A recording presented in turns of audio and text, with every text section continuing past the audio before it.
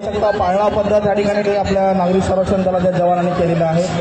आपण बघू शकता या ठिकाणी काही महिला आहेत ज्यांच्या डोक्याला मार लागलेला आहे आणि त्यांना डोक्याचं बँडेज हेड बँडेज त्या ठिकाणी बांधून प्रथम उपचार केलेला आहे आणि त्यांना सुरक्षित स्थळापर्यंत पोहोचवत आहात। या ठिकाणी आपण पाहू शकता काही महिला आहे 4 हातांची बैठक 4 हँड सीट करून एम्ब्युलन्सपर्यंत त्यांना नेण्याचा प्रयत्न करत आहात।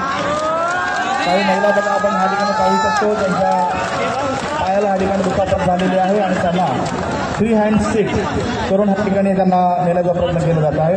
बघा काही महिलांच्या माध्यमातून स्ट्रेचर अवेलेबल नाही आहे, या ठिकाणी हातांचं कृत्रिम स्ट्रेचर तयार करून त्यांना सुरक्षित स्थळापर्यंत म्हणजे एम्ब्युलन्सपर्यंत नेण्याचा प्रयत्न या ठिकाणी केला जात आहे।